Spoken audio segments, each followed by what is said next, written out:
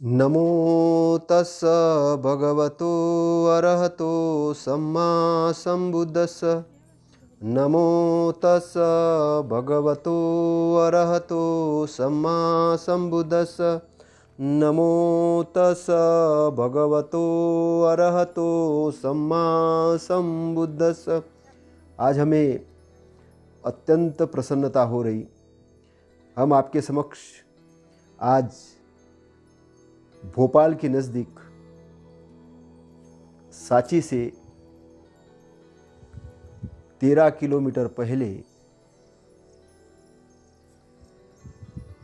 Waste की ओर सतधारा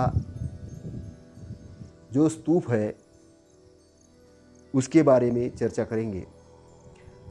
सतधारा स्तूप जो हम देख रहे हैं ये बहुत ही अच्छे जगह पर स्थित है।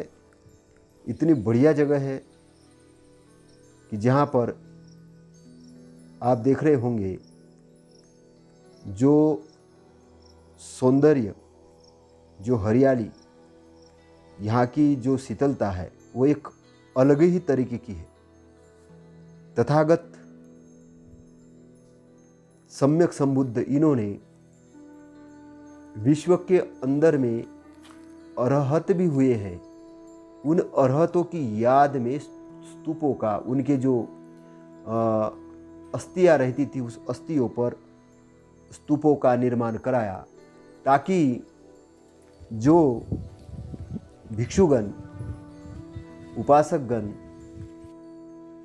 और जो श्रमण धम्म को मानने वाले विद्वान गणों के लिए एक ऐसे स्थान का निर्माण करना या ऐसे स्थान को जनता के समक्ष अनंत काल तक जानकारी रहना चाहिए, इसके लिए इन स्तूपों का निर्माण कराया गया है। तो जो हम देख रहे हैं कि इसमें देखिए आप, स्तूप के अंदर में कितना घना जंगल है और एकदम शांत वातावरण है।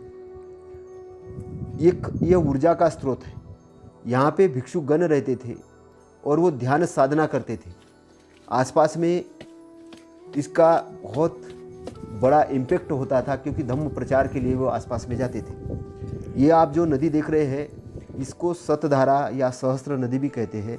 ये सतधारा नदी है। यहाँ पे अनेकों धाराएं निकलती है इस नदी की से। आप अगर अच्छे से देखेंगे, जब पानी अगर होता है तो अनेकों धाराएं इसमें से निकलते हुए दिखती है। तो नैसर्गिक सौंदर्य से घिरा हुआ ये क्षेत्र तथागत सम्यक संबुद्ध के धम्म की याद दिलाता है, उन अरहत भिक्षुओं की याद दिलाता है।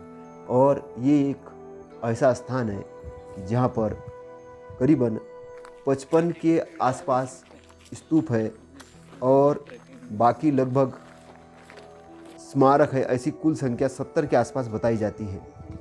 और 70 की संख्या के अंदर में 55 के आसपास स्तूप है। और स्तूप किनके है? जो अरहत भिक्षु है या जो श्रोतापन्न अवस्था में आए थे या जो सकृदागामी या इस लेवल के, जो एक लेवल होता है, उन लेवल के भिक्षुओं का इसमें अस्थियां रखी हुई है। उन अस्थियों पर ये स्तूप बनाए जाते थे। तो यहाँ पर सारीपुत्त महामोदगलयान की भी अस्थियां रखी थी, ऐसा बताया जाता है।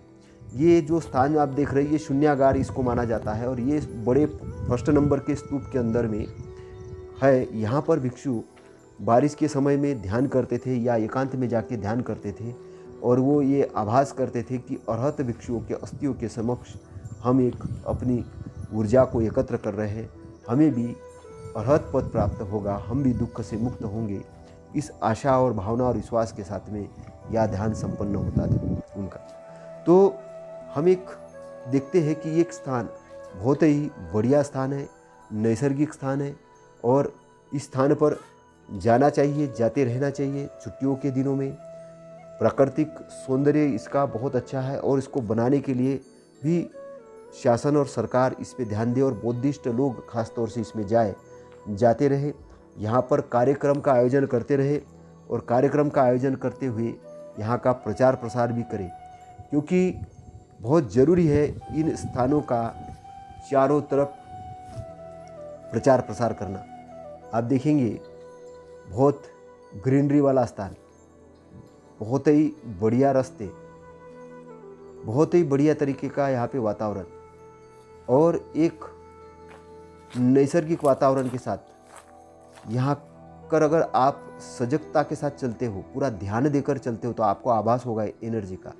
यहाँ पर आपके अंदर से आपको एक फीलिंग निर्माण होगी, एक हैप्पीनेस निर्माण होगी, एक खुशी निर्माण होगी और आपको एक अपने अंदर से एक अस्तित्व का, एक परिपूर्ण सौंदर्य अस्तित्व का एक निर्माण होते हुए दिखेगा। आपके अंदर से आपको एक झलक दिखेगी, ध्यान की झलक। यहाँ पर आप ऐसे केवल बड़बड़ करने के लिए मत जाइए, यहाँ पर आप शांति से जाइए और ध्यान चिंतन मनन के साथ जाइए। आप चिंतन करिए कि तथागत सम्यक संबुद्ध के जो शिष्य थे वो यहाँ आए थे, यहाँ पर उन्होंने ध्यान किया, वो यहाँ रहते थे, यहाँ पर काफ़ी हजारों की संख्या में रहते थे। ये एक बहुत बड़ा क्षेत्र है, यहाँ पर आसपास में बहुत बुद्ध धम्म का प्रचार प्रसार वो करते थे और ज्ञान लोगों को बांटते थे, धम्म का ज्ञान बांटते थे। तो ये एक बहुत अच्छा क्षेत्र है, एक बहुत ही अच्छा क्षेत्र है।